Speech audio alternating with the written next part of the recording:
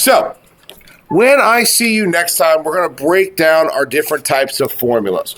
We're going to see there's a structural formula. There's a structural formula. There is an empirical formula. And there is a molecular formula. My structural formula is how my formula is drawn. My molecular formula, we've seen a lot of those where I've given you a formula, right? I've given you like aluminum sulfate. So Al2SO 4 parentheses 3. Something like this. This would be known as a molecular formula where I'm writing down all of the atoms that are present in the formula. The empirical formula is the mole ratio of the formula. And we'll break this down a little bit more next time. Most important thing we walk away today is that my empirical formula is my lowest mole ratio of the elements in a compound. And we're going to use these 4 steps to help us identify what is the empirical formula today. So I can calculate, you must know how much each element is in a compound. Once you know the amounts of the elements, we're going to follow these steps right here. First step we're going to do is we're going to use dimensional analysis. We're going to convert everything into moles.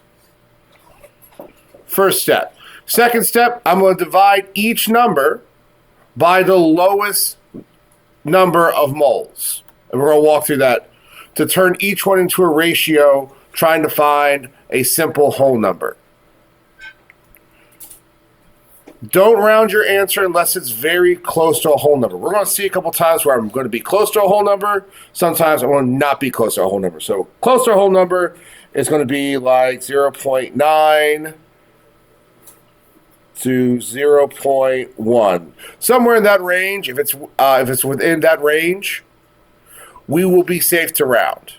If I get something like a 1.48, that's not going to be close enough for me to round anything, right? That's going to put me closer to like a 1.5. When I have a situation where I have a 1.5, I'm going to find a multiplier that's going to turn everything into a whole number. So it's going to like multiply everything by like 2. So if I had 0.48112, if I multiplied everything by 2, that would be 3, 2, 2, 4. That would be like a multiplier. I take everything, I multiply the same thing by I take all my numbers and we'll multiply by the exact same thing. We're going to walk through one of those examples today if we have time. There are 2 examples, at least 2 of them that we're going to hit. Maybe I'll leave you that one by yourself. If you, if you have whole numbers, you can skip this step completely. The whole numbers become the subscript in the formula of your compound. So the subscript, that is the smaller numbers at the bottom. So when I say this right here, this 2 is a subscript. So I have 2 aluminums.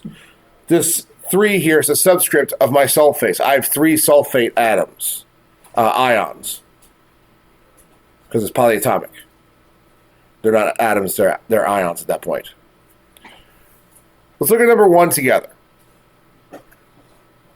What is the empirical formula of a compound that contains 85.7 grams of carbon and 14.3 grams of hydrogen?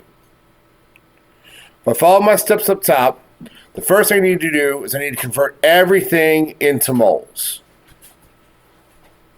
So I need my handy dandy periodic table, which you should still have.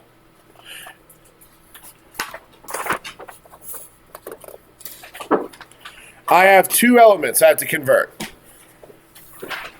85.7 grams carbon. If I take a look at my periodic table,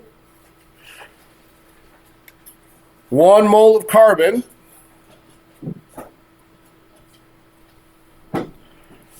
is worth 12.01 grams of carbon. So because I start with grams in my first numerator, in my next denominator, I have to have my grams.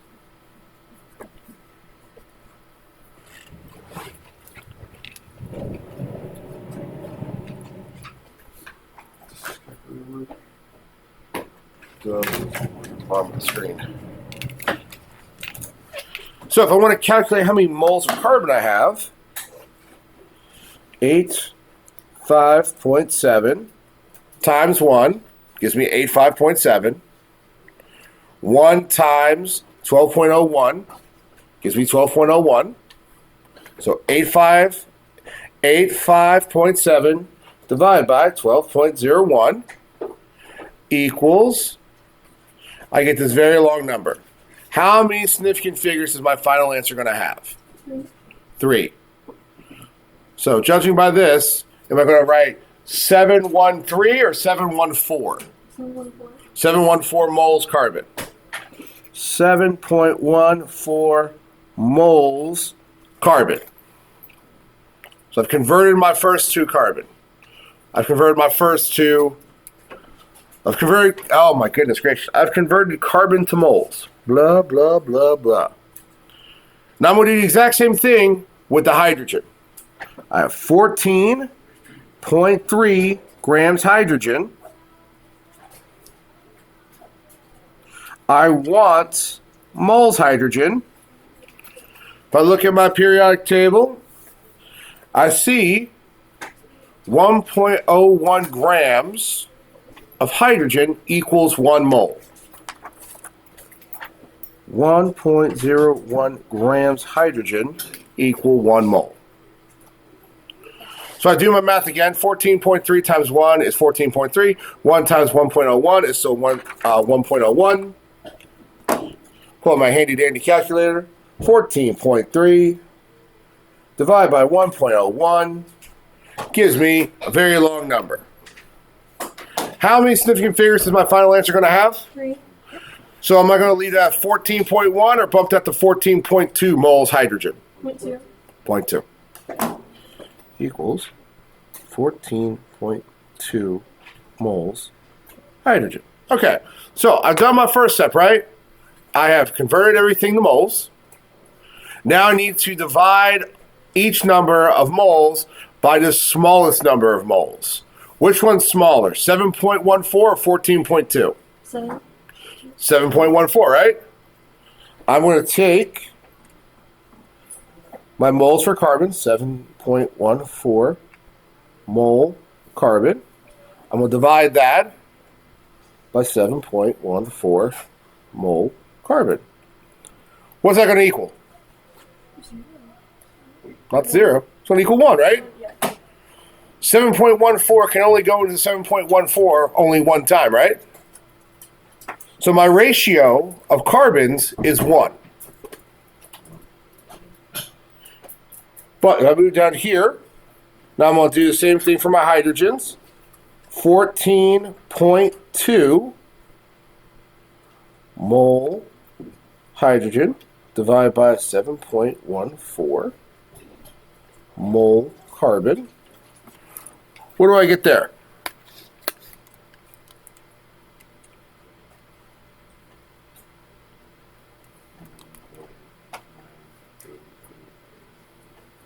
I get this very long number, right? I get 1 point. Now, unfortunately, my screen's kind of dying, but I get 1.988. So it would follow my 3 sig fig rule, right?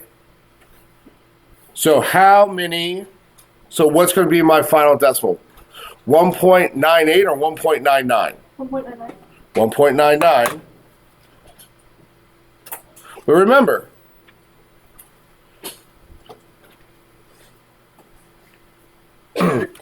we don't round unless the number is very close. Will we say 1.99 is very close to 2? I would say so too. So that means that my imperial formula is CH2.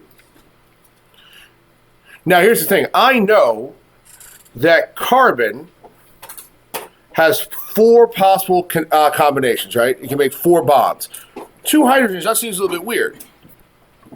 Remember, this is just a ratio, meaning there's 1 carbon to 2 hydrogens.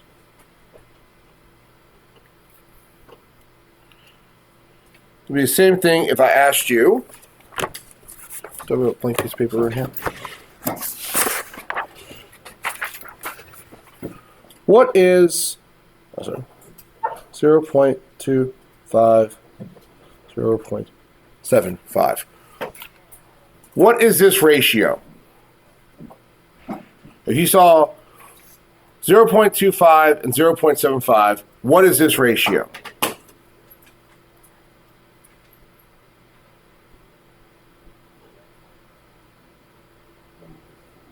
Was that 1 to 3, right? How'd you get 1 to 3?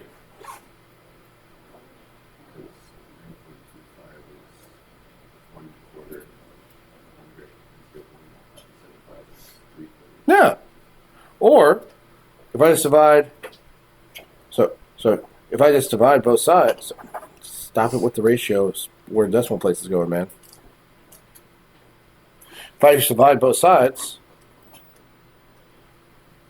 by the lowest number, I get 1 to 3. What we're going to see is that CH2 is just a ratio. CH2. So if I multiply that by 2, I'll get C2H4. If I times it by 3, C3H6. It's just a ratio. It's not the empirical formula. It's not giving me all the atoms that are present. It's just the ratio of how many carbons I have to hydrogens. That's all it's giving me with the empirical formula. Just giving me the ratio. That's why it says up here, it is the mole ratio. I want us to take a look at question number 5. And I see the time's a little short. I mean, it's 9:31, so we got 9 minutes left in class. But if I look around to all my other questions, I have everything in grams. Grams, I look at number 6, I see grams. Number 7, I see grams. The one I did was grams. Number 2 is grams. Number 3 is grams. But number 5 is percentages.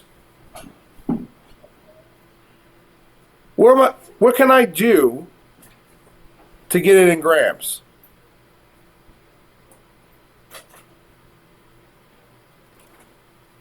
Whenever I see that percentage, I'm just going to replace it in my head with a G for grams, and everything's the same. All of these are going to equal out of 100, right? So I just turn that percentage from 62.069% carbon to 62.069 grams of carbon. That 10.3448% hydrogen becomes 10.3448 grams of hydrogen. 27.5862% oxygen becomes 27.5862 grams of oxygen. You don't have to fight it. With a little bit of time we have here, I want you to try to answer number 5 by yourself. I'm going to give you a couple minutes. I want you to try to answer number 5 by yourself because you're going to be answering the other 5 questions by yourself tonight. Take a stab at it.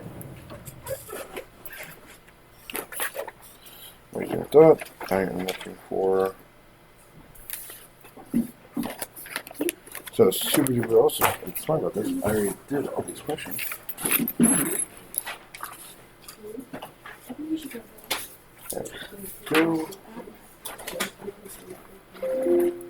Go.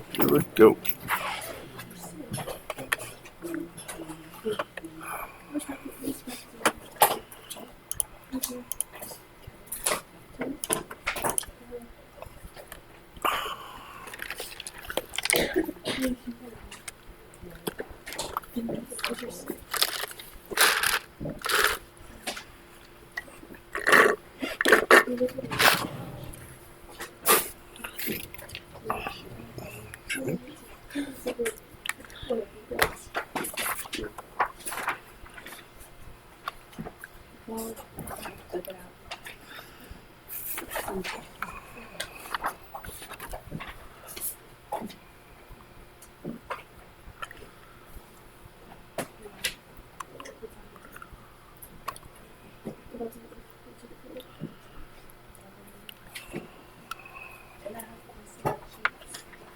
Oh, that's right.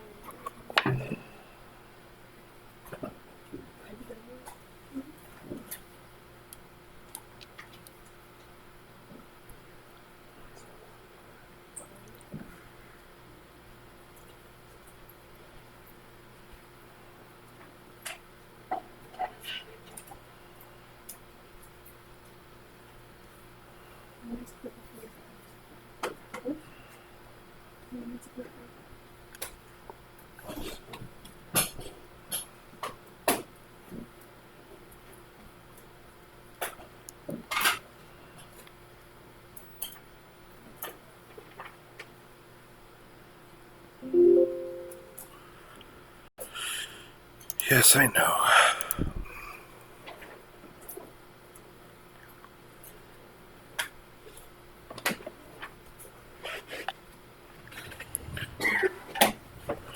All right. So we got a little bit less than 5 minutes left in class. I'm just going to throw the answers up right here. So, like I said, I took that percent, I turned it right into a gram, right? And then I don't have to do any other work. It's straightforward. I convert each one.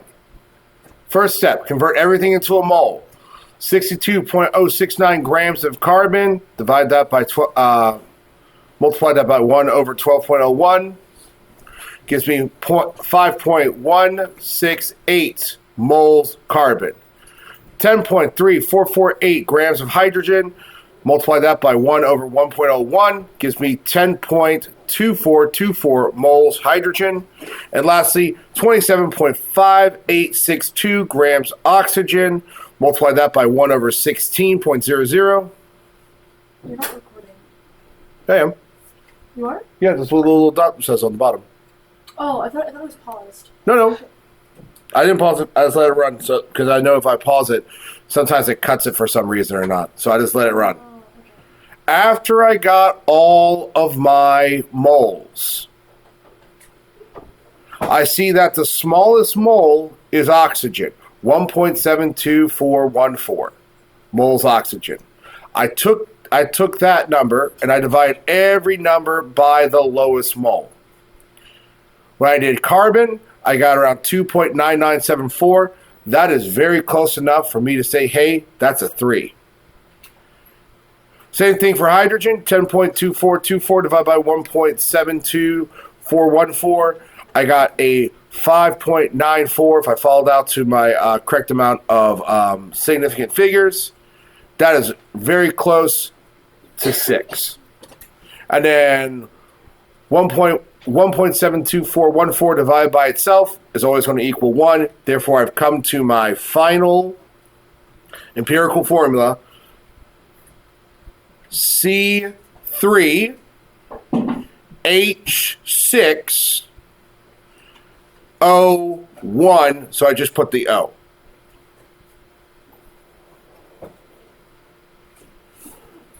The ratio becomes the subscript in my formula.